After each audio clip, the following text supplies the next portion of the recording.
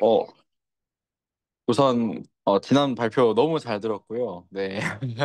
저도 이제 비슷한 주제이면서 또 약간 다른 주제일 수 있는 두 논문을 좀 준비를 해봤습니다. 첫 번째는 Spatial Agent, Autonomous AI Agent for Spatial Biology라는 제목으로 되어 있는 바이오 아카이브의 논문을 하나 가져왔고,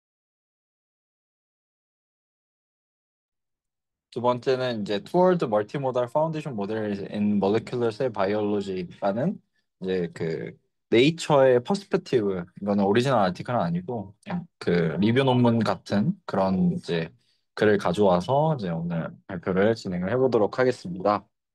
우선은 이제 이 요즘 에이전트들에 대한 얘기들이 많죠. 그래서 그냥 단순하게 LLM이 아니라 우리가 적극적으로 액션들을 좀 취할 수 있고, 그다음에 이제 여러 가지 그 실험 같은 것들을 컨덕트 할 수 있는 것들에 대해서 이제 스페이셜 에이전트라는 걸 냈는데, 이 논문은 이제 지넨텍에서 발표를 한 것으로 제가 확인을 했고, 아쉽게도 깃허브에는 코드가 공개돼 있진 않고 라이센스만 이제 지넨텍에 있다라고 이제 해놔서 이제 코드를 사용할 수는 없었습니다. 그래서 모델에 대한 그런 이제 설명을 먼저 드리면, 요건 이제 LLM을 장착한 에이전트로서 이제 스페이셜 바이올로지, 그러니까 공간 전사체, 공간 생물학을 이제 처리할 수 있는 에이전트 모델을 만들었다고 보시면 될 것 같고요. 일단 공간 전사체가 뭐냐라고 했을 때 우리가 일반적으로 뭐 싱글셀 같은 것들로 RNA 발현량들을 보는 것에다가 더해서 실제로 그 세포가 어디 있는지를 매핑하는 것. 그러니까 결국은 병리학적인 내용과 그다음에 이제 그 유전학적인 내용들을 결합해서 보는 이 그 태스크를 얘기를 하는데, 여기에서 이제 이 모델 스페이셜 에이전트가 작동을 한다라는 걸 말씀을 드리는 거고요. 근데 여기서 보면 이 세 가지가 계속 이렇게 반복돼서 작동이 되는데, 보시면 이제 액션 모듈이랑 메모리 모듈이랑 플래닝 모듈 세 가지가 있습니다. 그래서 첫 번째는 액션 모듈인데요. 이 왼쪽에 있는 것들이 이제 우리가 뭐 펀메드 잘 아시죠? 그다음에 이제 다양한 것들이 있는데, 이게 결국은 컨벤셔널하게 그 연구하는 사람들이, 소리가 잠깐 끊긴 것 같네요. 잠깐. 아, 네. 그래서 그 컴퓨터하게 연구하는 사람들이 쓰는 이 툴들이고요. 뭐 파이썬도 있고 다양한 이제 그런 레퍼런스 그 사이트도 있고, 그리고 이제 이 메모리라는 것은 두 가지로 나뉘는데, 이제 우리 태스크 같은 것들을 어떻게 정의하는지에 대해서 이 뭐 액션이 이제 가지고 있는 기억이라고 보시면 될 것 같고요. 세멘틱 같은 경우는 좀 더 어, 좀 더 고수준 목표라고 해서 결국 우리가 어떤, 그러니까 지금 여기 보면 패널을 디자인하고 싶다라는 이제 고수준 목표를 가지고 있는 거고, 에피소드는 좀 더 저수준 목표. 그래서 지금 현재 지금 어떠한 데이터베이스를 사용하고 있고 어떠한 뭐 인간 유전체 뭐 뇌 부분을 쓰고 있다, 이런 식으로 조금 더 이제 두 가지 메모리 레벨을 본다고 보시면 될 것 같고요.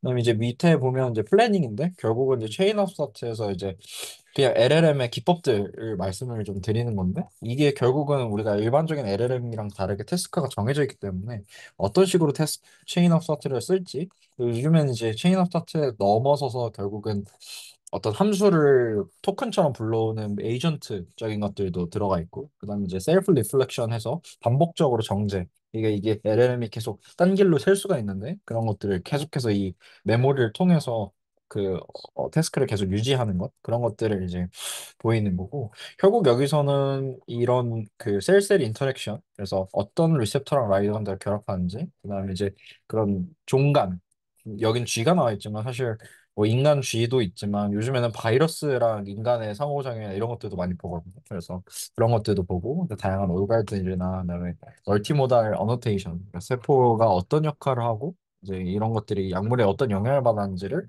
이제 설명하는 것까지, 그냥 사실상 모든 태스크를 한다라고 이제 얘기를 하고 있습니다.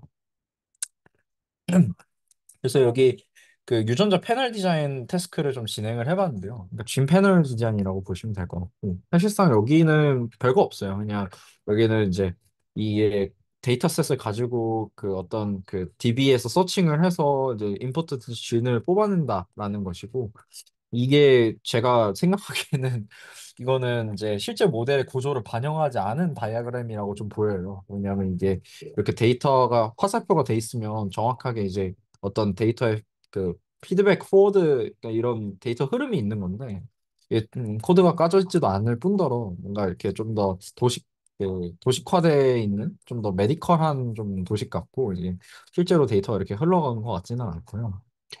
여기 보면 이제 B랑 C번에서 이제 벤치마크인데 이제 기존 방법들, 그러니까 기존의 네 개 방법으로 비교했던 거고요. 당연히 이제 그 성능은 좋지만 그렇게 총기적으로 유의미하게 차이가 있었냐? 라고 보면 그렇지는 않을 수도 있고요. 그다음에 이제 이 뒤쪽에서는 네, 인간과학자, 그러니까 여기 뒤에서 보시면 인간 과학자들과 이제 같이 했을 때 비교인데 보시면 인간 과학자들보다 떨어지는 에이전트도 많고 그래서 결국은 이게 아직까지는 아주 좋은 성능을 보이지 않다라는 걸좀더 이제 그 솔직하게 좀 드러내고 있는 부분인 것 같습니다. 어쨌든 그래서 이제 좀 더 세부적으로 들어와서 유전자 패널 디자인에서 이제 추론 성능 효율성, 그러니까 리즈닝 퍼포먼스 이피커시에 대해서 이제 좀 설명을 한 거고요. 저도 이 부분을 충분히 이해하지는 못했는데 어쨌든 이런 평가 지표들과 지금 보면 이게 다른 그 에이전트들아 이게 다른 에이전트랑 비교한 거거든요. 그래서 이런 식으로 좀 다르게 나온다라는 것들이 있고 그다음에 FG번 피규어 같은 경우는 실행 시간이나 성능 피규어 비용 피규어거든요. 그래서 이게 좀 재밌는 게 실행 시간을 이렇게 피규어로 나타내는 게 제가 그렇게 많이 보지는 않았던 것 같은데 결국 스페셜 에이전트가 요 녀석들보다는 실행 시간이 짧다. 이런 그 뒤에 두 개 보시면 휴먼이에요. 그래서 아 이게 다른 모델보다 성능 시간이 짧지는 않구나 이런 생각이 좀 들고요. 그다음에 이제 이게 성능 피규어인데 성능도 마찬가지로 좀 뭐 휴먼에 비해서는 좀 그 낮죠. 그래서 비용이죠 비용. 죄송합니다. 그래서 이제 이 비용은 당연히 이제 인간보단 낮다. 근데 이제 비용을 어떻게 측정했는지는 사실 저도 정확하게 모르겠고 어쨌든 이 모델 같은 경우에는 실제로 모델을 돌리는 데 드는 아마존 웹서비스나 오픈 AI에서 썼던 그 가격을 기반으로 한다는 되게 재밌는 이제 하지만 이거 되게 중요한 포인트일 수 있겠죠. 그래서 이런 비용 효율성까지도 이제 나타냈다고 보시면 될 것 같고요. 어쨌든 이렇게 해서 우리가 언노테이션이 잘 되어 있다라는 것들 좀 보여주는 그런 것들이 있습니다. 그래서 이 다음에 보면 이제 세포 유형이랑 조직을 어떻게 이제 그 뭐냐 어노테이션 했는지에 대한 그 내용들인데요. 보시면 뭐 여기서 이렇게 스페이셜 에이전트가 뭐 어설에 비해서 조금 뭐 다른 양상을 보이지만 다른 것보다는 그래도 좀 더 가까워 보이죠. GPT 셀 타입이랑 거의 뭐 비슷해 보이기는 하는데 이런 식으로 이렇게 셀 타입을 어노테이션 한 거 볼 수 있고 이걸 실제로 다시 리트리버를 해서 원래 있는 조직의 위치로 이렇게 돌려보면 꽤나 이제 비슷하게 그 인간의 그 어노테이션랑 비슷하게 되게 어노테이션 한 걸 볼 수 있고요. 보시면 레프트 아트리움은 좀 잘못 잡은 걸 볼 수 있죠. 여기 보면 플로우 트랙을 이제 레프트 아트리움을 좀 잡은 것 같은데 이런 부분에서 좀 차이가 있고 이런 거 같은 경우는 이제 혼란 그 매트릭스 컨퓨전 매트릭스인가? 하여튼 그걸로 통해서 이제 실제로 이제 얼마나 잘 그 매핑이 돼 있는지를 보이는 건데 이것도 좀 수학적 기법 때문에 제가 충분히 이해는 못한 것 같습니다. 어쨌든 그래서 굉장히 성능이 좋다. 여기서는 딱 봐도 이제 성능이 괜찮은 거 볼 수 있죠. 좀 더 확대한 피규어인데요. 여기서 보시면 이제 마이크로 환경이라서 마이크로 니치 주석을 뭐 표현을 한 거다 이렇게 얘기를 하고 결국은 이런 스페이셜 에이전트가 실제로 이제 그 유전자 데이터를 역으로 이제 해서 그 위치적인 정보까지도 정확하게 매핑을 해줄 수 있다는 것들을 좀 얘기를 해주고 있고 이런 것들이 사실 되게 중요한 이유가 뭐냐면 이게 어떤 이 부분 섭셋을 이제 나중에 분석을 할 때 결국 섭셋을 인간이 직접 아노테이션을 해줘야지만 분석을 할 수가 있는데 이제 얘네들이 이제 자동으로 해줄 수 있다라는 비용도 낮고 그런 장점이 있고요. 또 이게 클리니컬로 돌아갔을 때도 결국은 이게 뭐 지금은 아직 캔서만 좀 루틴하게 바이옵시를 하고 있지만 어쨌든 바이옵시된 조직에서 뭔가 어떤 결정을 드릴 때 우리가 수술방에서 이제 바이옵시 결과 나올 때까지 좀 기다리잖아요. 근데 그런 부분에 있어서도 굉장히 좋은 성능을 보일 수 있다. 이런 것들이 좀 있습니다. 다만 시퀀싱 시간은 아직 좀 걸리기 때문에 현실적으로 클리니컬한 그 레벨까지 내려올 때는 좀 시간이 걸릴 수 있을 거다라고 좀 생각이 듭니다. 그리고 거의 막바지 피규어인데요. 여기서 이제 복잡한 데이터 패턴 탐색, 그래서 마이닝 컴플렉스 데이터 패턴스 이렇게 나와 있는데, 그러니까 결국은 복잡한 데이터 패턴이라는 게 유전자 데이터라고 저는 보여집니다. 유전자랑 프로틴 데이터고, 그래서 어떤 데서 뭐 바이오마커를 찾는 게 가장 이제 핵심적인 태스크가 될 수 있겠지만, 결국은 이 환자의 예후 예측 같은 것들도 이제 여러 바이오마커들의 조합으로 이제 과거에는 했었는데 그런 것들이 이제 되게 로우 레벨한 단에서도 할 수 있겠다라는 얘기를 해주고 있지만 이것도 굉장히 도식적인 부분으로서 뭔가 이런 부분 외에는 좀 좋은 인사이트를 얻기는 좀 힘들었던 것 같고요. 근데 어쨌든 여기서는 이제 핵심은 유저 쿼리를 가지고 뭔가 우리가 이제 계속해서 인터랙션을 데이터셋과 인터랙션을 할 수 있다라는 점을 장점으로 두었던 것 같습니다. 그리고 이게 마지막 피규어인데요. 이게 결국은 이제 전립선암 마우스 모델에서 직접 적용했을 때 셀 타입 어노테이션을 얼마나 할 수 있는지인데, 그러니까 사실 이런 것들이 지금 현재로서도 인간이 직접 뭐 캐그나 쥐오로 이제 할 수 있는 것들을 더 잘하고 있다라고 하는 것을 보여주는 거라 못하는 걸 하고 있는 것까지는 아닙니다. 다만 이제 이렇게 그 인간이 직접 되게 공부 열심히 해가지고 어노테이션 하는 거에 비해서 그냥 얘는 데이터셋만 딱 넣어주면 얘 이런 시그널링들이 잘 이제 활성화가 돼 있고 이런 식으로 이제 서로 인터랙션 하고 있구나라는 것들을 그냥 들려줄 수가 있기 때문에 이런 것들은 어떻게 보면 굉장한 혁신이라고 볼 수도 있겠고요. 그래서 보시면 이제 제니움이라는 게 이제 지금까지 가지고 있던 그냥 정말 컨벤셔널한 그 스페이셜 아날리시스 워크플로우라면 이 스페이셜 에이전트를 추가했을 때 조금 더 이 유맵이 좀 더 이제 단정해지는 걸 볼 수 있죠. 그래서 이런 부분들이 우리가 같이 했을 때 더 에이전트를 해서 그 데이터를 정제했을 때 더 좋다라는 것을 이제 알 수가 있지만 이게 사실 문제가 뭐냐면 여기서 데이터가 워낙에 컴플렉스하기 때문에 결국 여기서 얼마나 이제 데이터가 그 좋아졌고 나빠졌는지 그다음 뭔가 그 할루시네이션이 추가됐는지에 대한 평가가 아직까지는 정말 힘들다는 점은 그거는 이제 논문의 한계점으로 제시되고 이제 논문이 마무리가 됩니다. 그리고 바로 이어서 이제 다음 그 논문을 이제 설명을 드릴 텐데요. 여기서는 이제 멀티모달 파운데이션 모델, 그러니까 MFM을 가지고 이제 하는 건데 결국은 이제 몰레큘러 셀 바이올로지라 했지만 이게 저는 이걸 멀티오믹스라고 좀 보입니다. 그래서 여기서 핵심은 사실상 메타볼릭스, 그러니까 우리가 대사체 그리고 그다음에 이제 지노믹스, 그 DNA, RNA, 그다음 프로틴까지 한 이 정도까지 커버하는 게 현재로서는 이제 몰레큘러 셀 바이올로지의 좀 이제 핵심이라고 보이고 여기서 이제 약간 드러그랑 셀 인터랙션 정도까지 가는 게 이제 이 몰레큘러 셀 바이올로지의 함이라고 좀 보시면 될 것 같습니다. 어쨌든 그래서 이런 이제 결국은 여기서도 다루어낸다고 얘기하는 것들이 이제 NGS나 이런 싱글셀 같은 것들로 만들어진 엄청나게 커다란 양의 데이터 세트를 어떻게 통합할 수 있는지에 대한 이제 중요성을 얘기를 하는 거고요.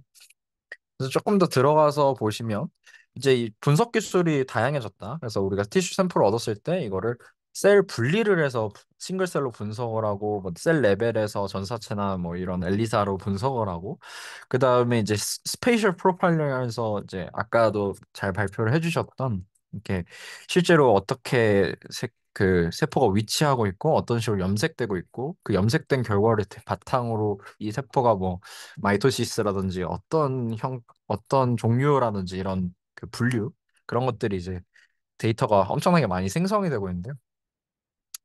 이 그런 것들 데이터에 이제 좀 더 그 바이올로직한 백그라운드라고 생각하면 이제 결국은 센트럴 도그마라고 할 수 있겠습니다. 그래서 DNA에서 RNA가 나오고 RNA에서 결국 프로틴으로 발현돼 가지고 이런 것들이 이제 기본적인 셀의 작동 원리를 구성한다는 이 그 어떻게 보면 약간 그 모델이라고 보시면 되겠죠. 그러니까 아키텍처. 그러니까 데이터는 요거고 이게 아키텍처라고 보시면 될 것 같고.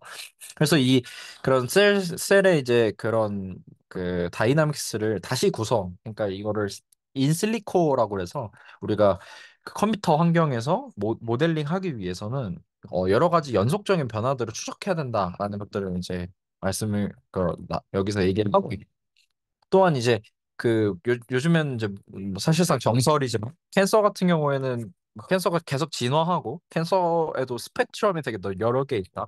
그리고 뭐 자폐도 그렇지만 치매도 그렇고 굉장히 스펙트럼으로 이제 그 질병이 분석이 되고 있는데 그런 부분도 이제 그 데이터에 통합이 돼야 된다. 이런 얘기를 좀 하고 있습니다. 그래서 요거는 이제 그냥 심플한 편인데요. 결국은 이제 멀티모달 파운데이션 모델이 트레디셔널 그냥 머신러닝 모델보다 좋다라고 얘기를 하는 거지만 저는 여기서 이제 이 내용보다는 여기에 이제 키 캐릭터리스틱을 어떻게 구성했냐를 좀 더 집중해서 보고 없습니다. 그래서 이제 프리 트레이닝이 가능하다. 그러니까 사전 학습이 가능하다. 결국은 얘네들은 사전 학습으로 얻을 수 있는 이점이 없다라는 걸 얘기를 하고 있고요. 그뭐 어플리케이션은 당연히 잘 될 거고, 그다음 러닝 파라다임 자체도 셀프 슈퍼바이즈드 러닝이 가능하다는 점에서 멀티모달 파운데이션 모델이 장점을 가지고 있고요. 뭐 오버피팅 리스크는 사실 당연히 뭐 일반적인 모델이 더 낮겠죠. 그리고 제너럴라이제이션에서 언스크린 데이터, 언시인 데이터라고 그래서 여기서 보시면 이제 우리가 아까도 잠깐 언급되었지만 요즘에는 그 NA 값이나 결측치 또는 이제 뭐 슬라이드로 치면 빈 공간 그런 데이터를 어떻게 처리할 것인가에 대한 이제 굉장히 문제가 많거든요. 그래서 그 부분을 이제 멀티모달 파운데이션 모델은 컨텍스트를 사용해서 채울 수 있다. 아, 이게 결국은 뭔가 조직 슬라이드다. 아니다. 조직을 직접 찍은 거다. 이런 식으로. 아니면 쥐의 조직을 찍은 거다. 죽은 조직이다. 살은 조직이다. 뭐 이런 컨텍스트를 넣을 수가 있기 때문에 훨씬 더 이제 가능하다라는 걸 얘기를 해주고 있습니다. 그래서 뭐 이 다음 슬라이드도 계속해서 당연한 얘기들을 좀 하고 있는데요. 여기서 이제 제가 주목해야 된다고 생각하는 건 이 B번입니다. 그래서 이런 반복적 계산, 그러니까 우리가 그 계속해서 데이터를 배치 크기로 잘라가지고 넣어서 모델을 개선하다시피 지금 우리가 어떤 모델을 만들어도 결국 그 데이터를 계속 넣어주면서 개선을 해야 되는데 그 개선을 하기 위해서는 뭐가 중요하냐 했을 때 랩이 루프 안에 들어와야 된다라는 걸 얘가 이제 강조를 하고 있습니다. 저도 이제 굉장히 공감을 하는 바인데요. 뭐냐면 웨트랩 장비를 멀티모달 파운데이션 모델이 다룰 수 있어야 된다라는 얘기를 지금 여기서 하고 있는 겁니다. 그래서 실제로 현미경 장비를 어떻게 다루냐에 따라서 이미지 퀄리티가 너무 달라지잖아요. 뭐 어둡게 찍었을 때, 또 밝게 찍었을 때 배율도 달라지고 그다음에 뭐 당연히 보면 여기 이 데이터를 만들 때 사실 여기서 이 익스페리먼트 프로포즈 다음에 여기서도 되게 중요한데 어떻게 셀을 채취하고 어떻게 프랩을 해서 어떻게 이제 그 실험 장비에다 때까지도 굉장하게 이제 많은 요소들이 개입을 하잖아요. 근데 이런 요소들을 사실 넣지 않으면 사실상 이제 뭔가 이런 모델이 잘 작동하기는 굉장히 어렵다라는 것들을 이제 여기서 함의해서 보여주고 있고 제가 봤을 때 오히려 이 뒷부분들은 그렇게 중요한 부분들은 거의 없는 것 같습니다. 이 웨트랩 익스페리먼트 그, 이 부분들에서 이게 이 파운데이션 모델 안에 루프 안에 들어와야 된다라는 것들을 이제 강조해 주는 부분이 굉장히 이제 인상 깊었고요. 이제 구조인데요. 여기서부터는 다시 이제 모델의 구조를 이제 생각해 보면 조금 더 당연해진 내용들이 많습니다. 그래서 보면 이제 뉴클레오타이드, 진, 프로틴, 그리고 어더 토큰이지만 우리가 이제 멀티오믹스를 하시면 메타볼릭스 해서 뭐 그런 영양소들이라든지 여러 가지 중간 단계 인자들, 그다음에 효소들, 그다음에 이제 그 마이크로 오르가니즘에서 우리랑 같이 사는 미생물들, 그다음에 이제 다양한 그 레벨에서의 그런 그 유전자, RNA, 그다음 마이크로 RNA, 그다음 뭔가 이제 미토콘드리아 같은 여러 가지 것들을 토큰으로 만들어서 같이 넣어야 된다. 토큰이라면 쉽게 말하면 숫자로 만드는 거잖아요. 그래서 이걸 계산 가능하게 만들어야 된다가 이제 중요해지는 거고요.